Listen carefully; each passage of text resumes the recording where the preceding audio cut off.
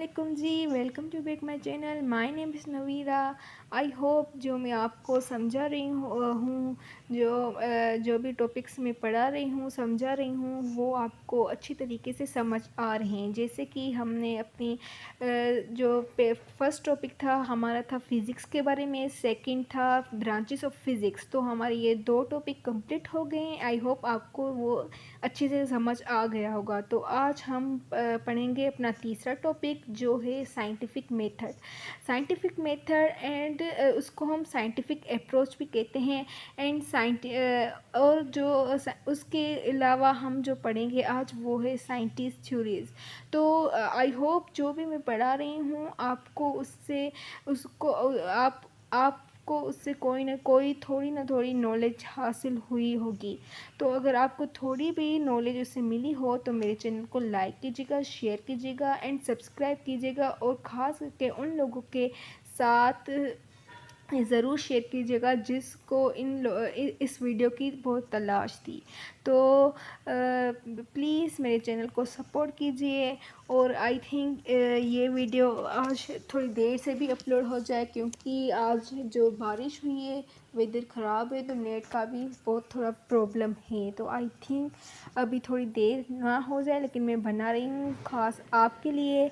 तो प्लीज़ आपके लिए इतनी मेहनत करती हूँ तो इसलिए एक थोड़ा सा आप सपोर्ट कीजिए। आप आई होप आप समझेंगे। तो बिना टाइम वेस्ट किए हम शुरू करते हैं।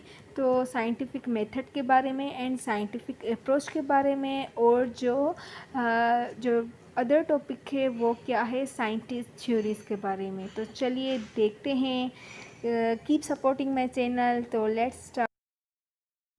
तो गाइस, जैसे आपको पता है कि हमारा जो टॉपिक है वो है साइंटिफिक मेथड, जिसे हम साइंटिफिक अप्रोच भी कहते हैं। एंड जो हमारा दूसरा टॉपिक है वो है साइंटिस्ट थ्योरीज़। तो हम आज साइंटिफिक मेथड के भी बारे में पढ़ेंगे और साइंटिस्ट थ्योरीज़ के बारे में भी पढ़ेंगे, जो बेसिकली हमारी 9th एंड मैट्रिक की फ़िज़िक्स की बुक में है, चैप्टर नंबर 1 से। तो चलिए हम पढ़ते हैं। और पहले है साइंटिफिक मेथड। आई थिंक ये छोटे लेवल की क्लास में से पढ़ाते हैं, लेकिन फिर भी मतलब यहाँ पर हैं तो हम पढ़ते हैं। तो साइंटिफिक मेथड है क्या? It is a way to explain and resolve a phenomena means process and problems. Phenomena means process and problems. जो मतलब ये साइंटिफिक मेथड है क्या, ये हमें बताता है कि ये एक तरीका है एक्सप्लेन करने का फिनोमिना को। जो फिनोमिना मीन्स जो प्रोसेस हो रहे हैं, जैसे साइंटिस्ट ही उनके काफ़ी मतलब जो होते हैं प्रोसेस होते हैं, प्रॉब्लम होते हैं, रिसर्च वगैरह करते हैं। तो उसके जो भी प्रोसेस एंड जो उसमें प्रॉब्लम्स होते हैं उसको हम कहते हैं फिनोमिना। तो उसको सॉल्व करने के लिए जो हमारे पास स्टेप होते हैं जिसे हम साइंटिफिक मेथड स्टेप्स कहते हैं। और बेसिकली साइंटिफिक मेथड है क्या, जैसे मैंने आपको बताया कि उस फिनोमिना को सॉल्व करने का तरीका। तो इस फिनोमिना को सॉल्व करने के लिए ये कुछ जो साइंटिफिक मेथड है वो डिवाइड किया गया है फॉलोइंग स्टेप्स पे, जो हम अभी पढ़ेंगे। जो पहला स्टेप है वो है ऑब्जर्वेशन।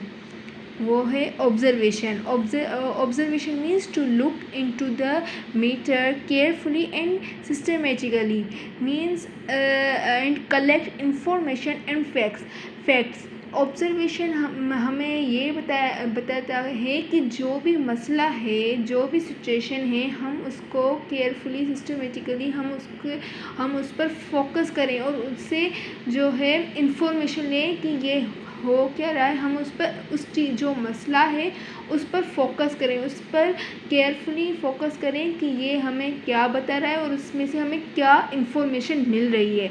ठीक है, आई होप आप समझ गए होंगे। और जो दूसरा हमारे पास है स्टेप, वो है हाइपोथेसिस। हाइपोथेसिस मीन्स ये देख लो hypothesis means it is an intelligent idea about the phenomena.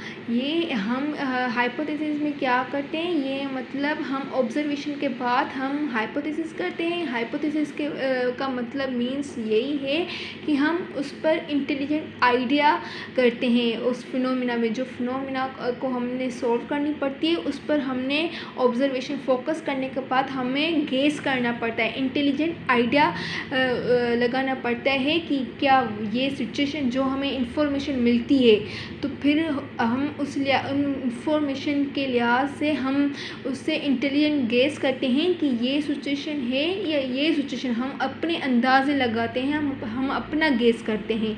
Hypothesis यही है।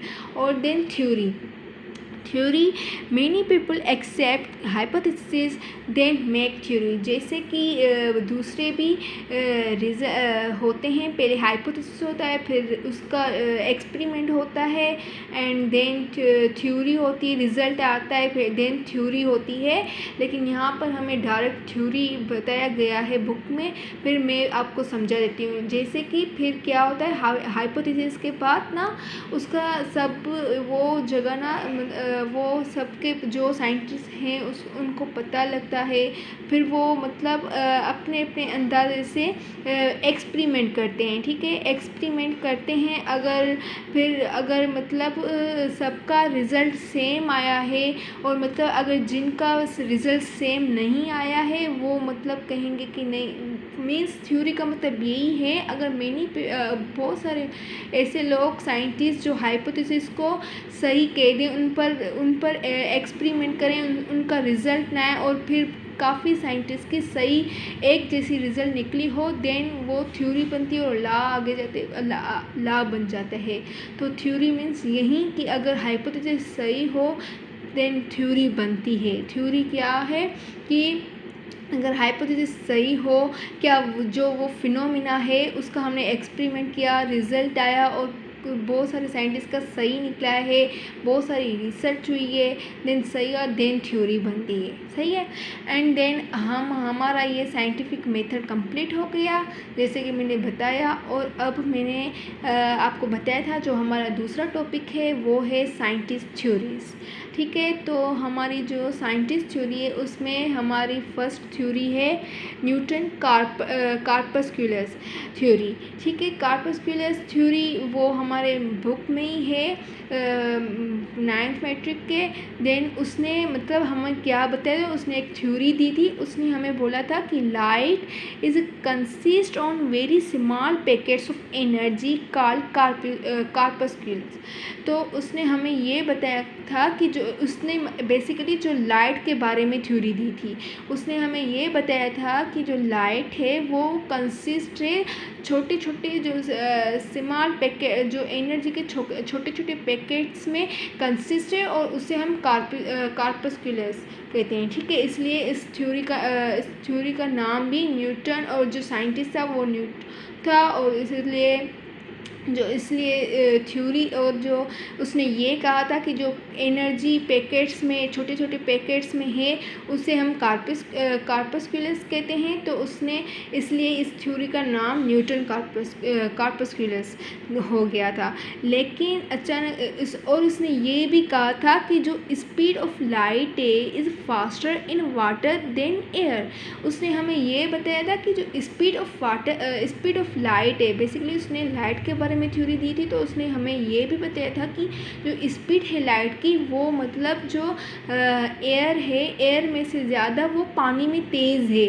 तो जो फिर इसने ये हमें बताया था। फिर एक और साइंटिस्ट आया था, फौकॉल्ट साइंटिस्ट था, और उसने ये कॉन्सेप्ट रिजेक्ट कर दिया। Foucault rejected this concept, and उसने क्या कहा था,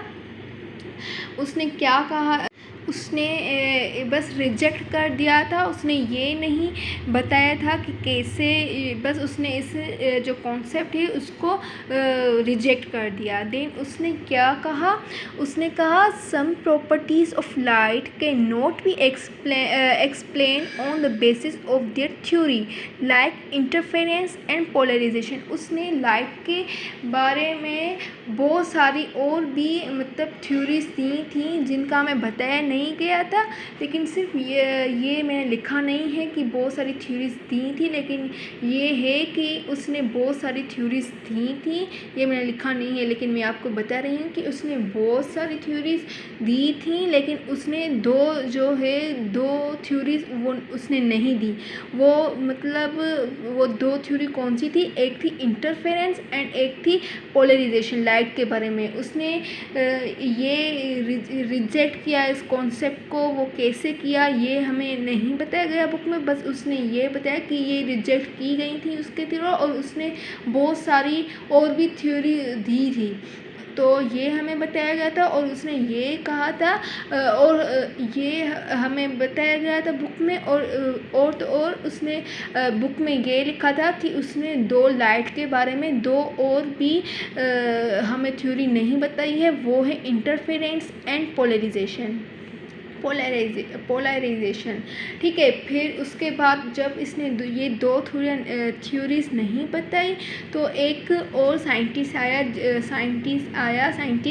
जिसका नेम था हाइजिन वेब थ्योरी, जिस साइंटिस्ट का नेम था हाइजिन, और उसने इसके बारे में थ्योरी दी, तो इस थ्योरी का नेम हाइजिन वेब थ्योरी का था। तो चलिए देखते हैं इसने क्या कहा। इसने कहा कि light is not consist on a small packets of energy. जैसे कि हमने पढ़ा था कि न्यूटन ने हमें कहा था कि light is a consist on a small packets of energy, लेकिन फिर हाइजिन ने हमें ये बताया कि light is not consist on a small packets of energy. He says light consist on a waves. जो लाइट है वो कंसिस्ट है वेव्स से। वो वेव्स कौन सी है देखते हैं। And light is not faster in a denser medium than or rarer medium. और जैसे कि हमने जो न्यूटन ने हमें ये बताया था कि जो लाइट है वो वाटर में ज़्यादा तेज़ है एयर के मुकाबले, means speed of light is faster in water than air. लेकिन हाइजिन ने हमें ये भी क्लियर किया था कि वो जो लाइट है उसकी स्पीड है is not faster in a denser medium. Denser medium means water and rarer medium means air, मतलब ऊपर वाला और नीचे वाला पोर्शन मीन्स वाटर के बारे में यहाँ पर बात की जा रही है, और ऊपर वाले पोर्शन मीन्स जो हमारा एयर के बारे में बात कह रहे हैं। तो इसने ये हमें बताया कि जो लाइट है it is not faster in a denser medium than or rarer medium. Means इसने ये थ्योरी भी न्यूटन कॉर्पस्कुलस की रॉन्ग कर दी थी। इसने कहा कि ये इसने रॉन्ग बताया। और फिर जो हमें फौकॉल्ट ने हमें दो थ्योरीज नहीं बताए थे, इंटरफेरेंस एंड पोलराइजेशन। जो ये ख़ास बताने आया था इस बारे में, तो इसने हमें इंटरफेरेंस और पोलराइजेशन के बारे में बताया कि इंटरफेरेंस है क्या एंड पोलराइजेशन है क्या। तो इसने बताया waves are joint together, this joint part is called interference. जैसे कि फॉर एग्जांपल जो लाइट है उसकी वेव्स हैं वो एक साथ मिल जाएं टुगेदर इज कॉल्ड इंटरफेरेंस। जैसे कि फॉर एग्जांपल हम जो लाइट है उसका जो स्विच है वो हम ऑन करते हैं, तो वो लाइट एकदम से ऑन हो जाती है। तो जो उसकी लाइट की वेव्स हैं वो एक साथ जल्दी से मिल जाती हैं, आर जॉइन टुगेदर। मतलब ये लाइट है और उसकी जो लाइट की वेव्स है वो एक साथ मिल जाती है, तो हम उसको कहते हैं इंटरफेरेंस।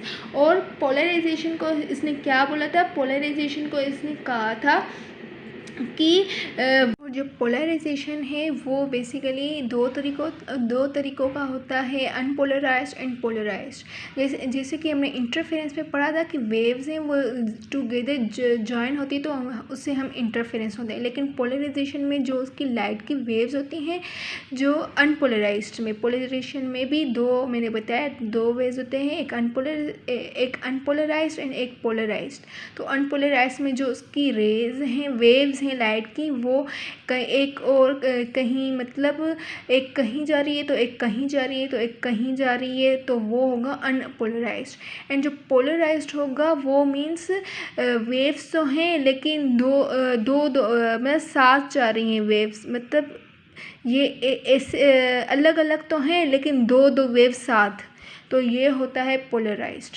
ओके, तो आज के लिए इतना ही। और आई होप आपको थोड़ी सी वैसे और भी हैं साइंटिस्ट की थ्योरीज, लेकिन वो अभी मैं अपनी नेक्स्ट वीडियो में बताऊंगी, क्योंकि फिर बहुत सारी हैं, तो ये थोड़ी वीडियो है वो बड़ी हो जाएगी, तो इसलिए वो मेरी नेक्स्ट वीडियो में होगी, अदर साइंटिस्ट की थ्योरीज़।